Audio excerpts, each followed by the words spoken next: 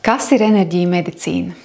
Tā ir zinātne un intuīcija vienlaicīgi. Tās balstās uz ļoti, ļoti senām zināšanām, austrumu zināšanām, gan no senās Ķīnas, gan no Indijas. Tā balstās uz zināšaniem par mūsu enerģētisko plūsmu, par meridiāniem, par čakrām, par auru, jeb biolauku, ko arī mūsdienu zinātne jau spēja noteikt, fiksēt, redzēt. Mūsu ķermenis ir brīnišķīgs instruments. Tajā ir viss, lai mēs varētu dziedināties. Un viss balstās uz enerģiju. Jebkas, ko jūs redzat, ir enerģija, kas vibrē atšķirīgās frekvencēs. To mūsdienu fizika arī jau ir pierādījusi. Un šī enerģija veido mūsu fizisko ķermeni. Sākotnēji, ja rodās kāds disbalans, slimības, aizmetņi, viņi vispirms ir enerģētiskā sistēmā.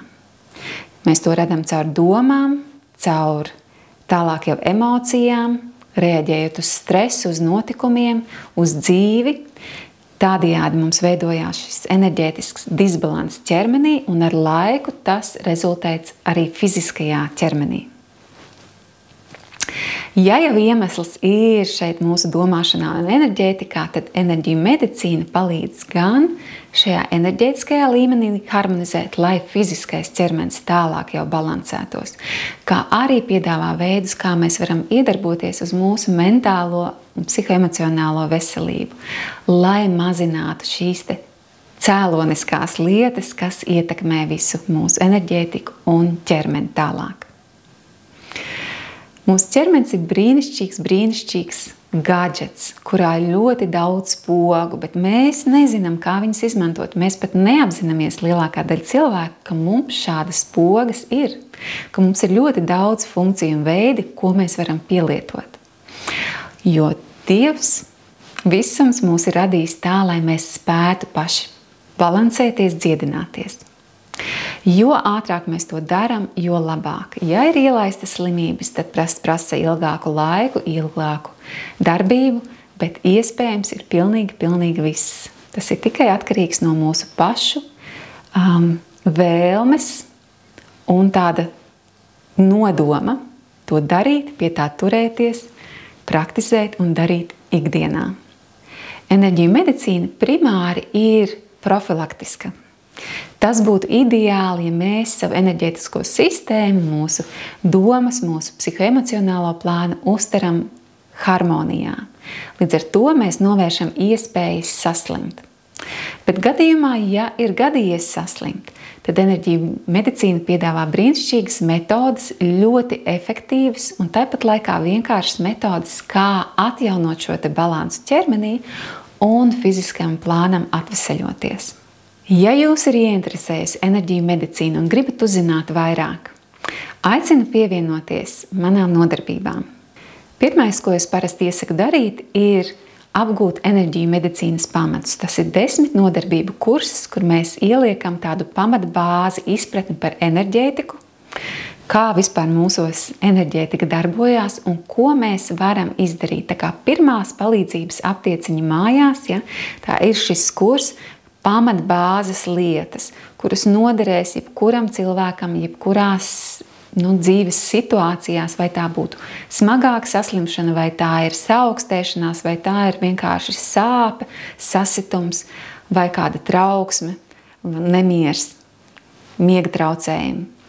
Šīs zināšanas palīdzēs jums līdzsvarot, atjaunot, harmonizēt un arī dos tādu pamatbāzi, kā ikdienā sevi uzturēt labā, fiziskā, emocionālā un enerģētiskā stāvoklī. Ja pamatkurs ir apgūts, tad nākošais solis, ko es piedāvāju, ir apgūt padziļinātāk meridiānus. Meridiāni ir viena būtiska mūsu enerģētiska sistēma, līdzīgi kā asinsvadi ķermenī apgādā mūsu orgānus, audus, lai mēs spējam funkcionēt. Tā arī mūsu meridiāni apgādā mūsu tieši tos pašus orgānus ar dzīvības enerģiju. Uztur šos orgānus enerģētiskā plānā. Un mēs šajā meridiānu kursā kur ir pavisam 15 nodarbības. Mēs apskatām 14 meridiānus galvenos, uz kuriem mēs varam iedarboties. Tie ir tie paši meridiāni, kurus izmanto arī akupunktūrā. Ja? Un mēs apgūstam dziļāk, ar kādu orgānu tas ir saistīts, kādu emociju tas ir saistīts, jo mūsu emocijas ietekmē mūsu orgānu sistēmu, ar kādiem muskuļiem tas saistīts. Un ko mēs varam darīt tīri praktiski, lai palīdzētu šai enerģētiskai sistēmai, šiem meridiānam labāk plūst, orgānam labāk strādāt, kas mums jāēd, no kā labāk izvairīties, ja, ko mums darīt, nedarīt, lai mēs varam palīdzēt harmonizēt ķermeni un attiecīgi ķermenis spēja dziedināties. Un tā mēs izdējam cauri visiem 14 galvējiem meridiāniem. Praktiski katru nodarbību ir viens meridiāns.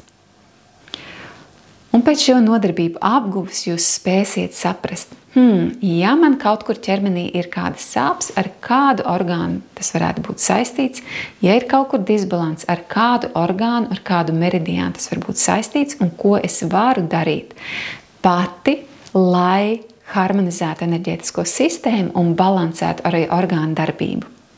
Tas attiecās gan uz enerģētisko iedarbību, fizisku un uzturas ziņā, kā arī ar domām un emocijām, kas man jādara, lai es palīdzu atbrīvot.